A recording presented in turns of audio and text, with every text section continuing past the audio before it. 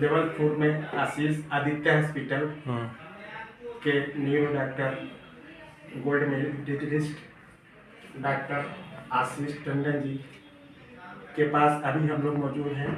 हमारी टीम मौजूद है संवाद न्यूज की।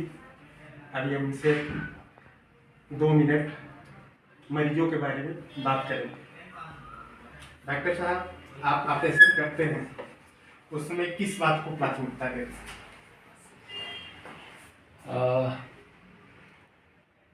सबसे ज़रूरी होता है कि हमारा मरीज़ ऑपरेशन थिएटर में जिस स्थिति में आया है उससे बेहतर स्थिति में वो वापस जाए ऑपरेशन थिएटर से।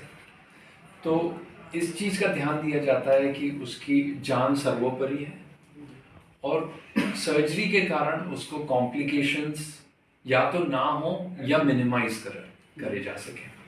तो इस चीज़ का हम लोग सबसे ऊपर ध्यान रखते हैं। Thank you sir. डॉक्टर साहब, मतलब आप प्रतिदिन हमारे ख्याल से आधा दर्जन से ऊपर ऑपरेशन करते हैं, तो कभी आपके मतलब ये 2-3 साल में कोई ऐसी दिक्कत आई है कि ऑपरेशन करते समय उसके बाद कई प्रकार की कठिनाई आ गई हुई है? सबसे पहले तो न्यूरो सर्जरी में हम लोग आधा दर्जन तो नहीं, हाँ 2 से 4 ऑपरेशन के बीच में हम लोग करते हैं।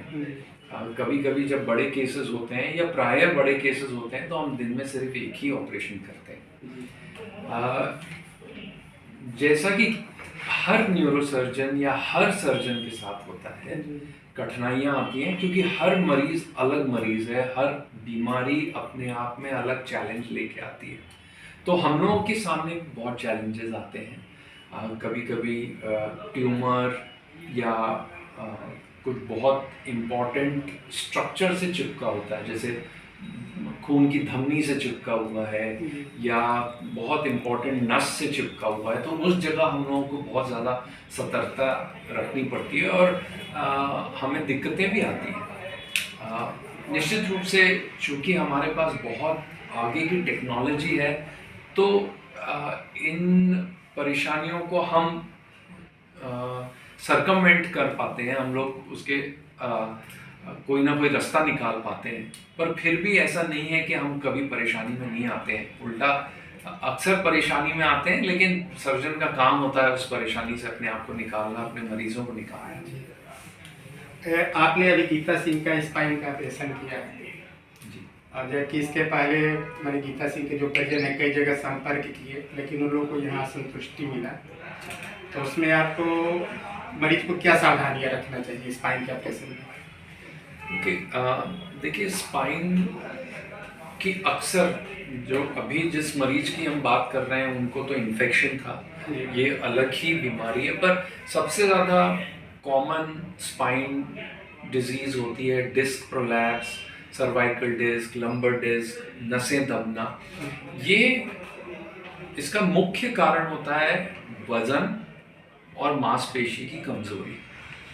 इसलिए किसी भी स्पाइन ऑपरेशन के बाद वज़न को कम रखना चाहिए, शरीर के वज़न को, या फिर उसको अगर ज़्यादा है तो कम करना चाहिए, पहली चीज़। दूसरी चीज़, 4 से 6 हफ्ते के बाद कमर की कसरत रेगुलरली करनी चाहिए, बहुत ज़रूरी।